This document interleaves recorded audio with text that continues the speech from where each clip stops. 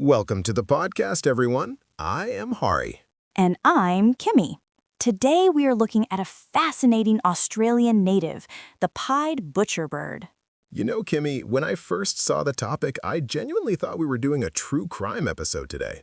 With a name like Butcherbird, I was expecting a horror story, not a nature show. I know exactly what you mean.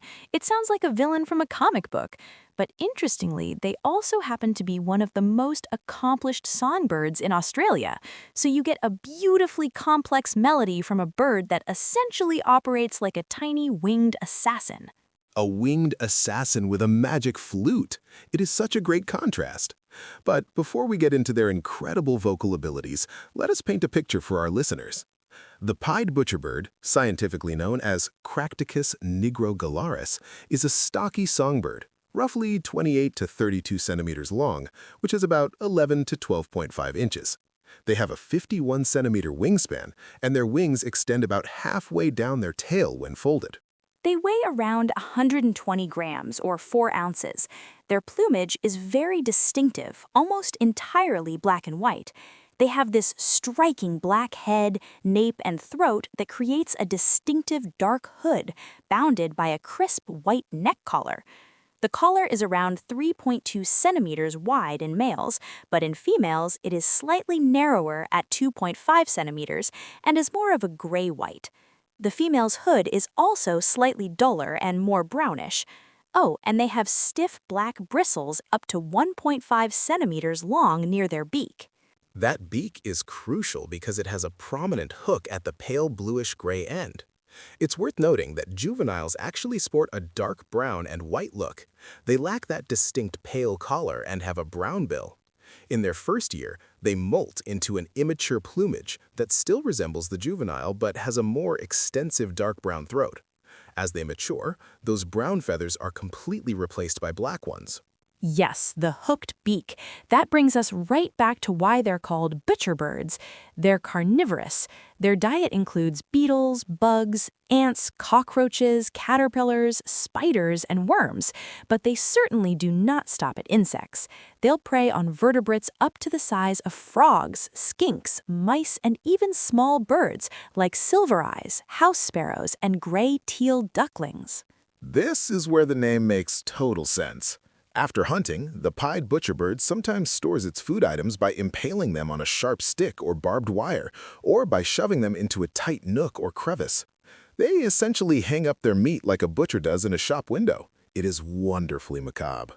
It is very clever, and farmers actually look upon them favorably because they hunt pests like grasshoppers and rodents. They usually hunt by perching on a fence post or stump, keeping a sharp eye out, and then pouncing on victims on the ground. They also love human scraps and can become tame enough to be fed by hand at picnic sites. To balance their diet, they eat fruit like sandpaper figs, native cherry, and African boxthorn, as well as nectar from the Darwin woolly butt. Speaking of clever hunting tactics, here is a really fun, lesser-known fact. The pied butcherbird has been observed hunting collaboratively with a bird of prey called the Australian hobby. The smaller butcherbird might pick off starlings or honey-eaters that the larger raptor disturbs, or conversely, the butcherbird will flush small birds out from the bushes so the hobby can hunt them. It is quite the tactical alliance. Nature's little crime syndicate. But let us pivot from their hunting prowess to their taxonomy. The species was first formally described by ornithologist John Gould back in 1837. He used a specimen collected near Sydney. The species name, nigrogularis, comes from the Latin words niger, meaning black, and gula, meaning throat. There are 2 recognized subspecies today. The nominate subspecies, nigrogularis, spans across eastern Australia, while the subspecies picatus is found in the Northern Territory, Western Australia, and northern South Australia. They are separated by a geographical border in the Gulf country known as the Carpentarian Barrier. Interestingly, genetic analysis shows that the species expanded rapidly from many refugia during the Pleistocene epoch. Back in 1914, John Albert Leach placed them in the family Cracticidae after studying their musculature, and later in 1994, they were placed in the family Artamidae. Aside from their formal taxonomic names, these birds have many other monikers. Some alternative common names include the black-throated butcherbird, break-o'-day boy, and organ bird. Indigenous Australians have known and named them for thousands of years. The Nargaluma people of the Western Pilbara call it Gurbaru. In the Uwaliai dialect, it is Bu-Burbur. And John Gould even recorded the name Karahara used by the indigenous people of Darwin. In Central Australia, they use names like Alpirtica and Urbura. The name organ bird is a fantastic segue into what truly makes the pied butcherbird legendary, its voice. One writer described their song as a magic flute, richer and clearer than even the famous Australian magpie. What is absolutely mind-blowing is that song melodies vary across the entire continent. There is no single song sung by the whole population, and there's no clear demarcation between simple calls and elaborate songs. They are the true jazz musicians of the bird world. They improvise extensively to create complex, new melodies. There's even one call that researchers have likened to the opening bars of Beethoven's Fifth Symphony. They typically sing at dawn and sometimes, rather romantically, on moonlit nights. In response to threats, they chatter or make a harmonic alarm call of short, descending notes. Researchers have categorized three main types of songs. First, there's the day song, which is the most common. Birds will sing this alone or in pairs as an antiphonal duet, or even as a larger chorus while in flight. It acts as communication and promotes social bonding. Then there's the whisper song, which I find absolutely delightful. They usually sing this in wet or windy weather. The bird will just sit in a tree and warble soft, complex harmonies for up to 45 minutes. And here's the kicker. During the whisper song, they often mimic other species. They'll mimic barking dogs, bleating lambs, or even whistling humans. Imagine walking through the Australian bushland, hearing a lamb bleat or a person whistle, and looking up to see a black and white bird just sitting there practicing its impressions. Finally, during the breeding season, they sing the breeding song at night until dawn.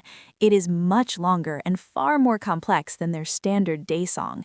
That breeding season generally runs from winter to summer. The nests are quite inconspicuous, built in the fork of a tree. They construct a cup-shaped structure out of dry sticks, lining the inside with finer materials like dried grass, bark, leaves, and a plant called black roly-poly. They usually lay 2 to 5 oval eggs, which are blotched with brown over a pale grayish or brownish-green base. Eggs of the nigrogularis subspecies are a bit larger than those of the picatus subspecies. There was even a record in Jandowae, Queensland, where 2 pairs laid eggs in the same nest and shared incubation duties. Incubation takes about 19 to 21 days. And their social structure around breeding is quite heartwarming. They engage in cooperative breeding, meaning a mated pair is often assisted by several helper birds. These helpers assist in feeding the naked, blind altricial chicks and aggressively defend the nest territory. If a predator or an unwitting human gets too close, the birds might launch a coordinated attack. One bird will fly at you front on while another approaches from behind. They do not mess around when it comes to their young. Sometimes they have to deal with brood parasites too, like the pallid cuckoo and the channel-billed cuckoo. Speaking of not messing around, these birds can live surprisingly long lives. The maximum age recorded from bird banding was an astonishing 22 years and roughly 2 months. That individual was banded in Rockhampton in June 1988 and was recovered just 7 kilometers away in August 2010. Sadly, it was injured and had to be euthanized, but what an incredibly long life. A long life spent mostly in one area, as they are generally sedentary birds with minimal seasonal movements. You will find them in open sclerophyll forests, eucalypt and acacia woodlands, and scrublands across much of Australia, except the far south and Tasmania. The IUCN lists them as a species of least concern, which is great news, thanks to their large range and stable population. Though they have become rare around Darwin due to urban development, they have actually become more common in southwest Western Australia due to land clearing. They are still a common sight and sound in many regions. Their incredible presence and musicality have left a lasting cultural impact. Several Australian and international composers have incorporated the pied Butcherbird songs into their work. This includes Henry Tate, Don Harper, Olivier Messiaen, Elaine Barkin, John Rogers, Ron Nagorka, and John Williamson. Composer David Lumsdaine famously called the bird a virtuoso of composition and improvisation. Composer and researcher Hollis Taylor went as far as studying their songs for 12 years. She released a double CD called Absolute Bird, featuring over 50 pied Butcherbird nocturnal solo songs. She also wrote a book titled Is Bird Song Music? Outback Encounters with an Australian Songbird. Their sound even provided the inspiration for a central solo in the contemporary dance piece Bird Song by Siobhan Davies. It is wonderful how much this single bird species has inspired human art. From the now extinct Waray language speakers of Arnhem Land, who knew the bird as Lopo, to modern-day composers, the pied Butcherbird truly connects us to the rhythm of the Australian landscape. It really does. Well, that brings us to the end of today's deep dive into the melodious and slightly menacing world of the pied Butcherbird. Thank you all for tuning in. We hope you enjoyed learning about this incredible feathered musician and clever hunter. Catch you next time. This episode is based on the Wikipedia article Pied Butcherbird, which is available under the Creative Commons Attribution Share-alike license. This podcast was crafted using artificial intelligence.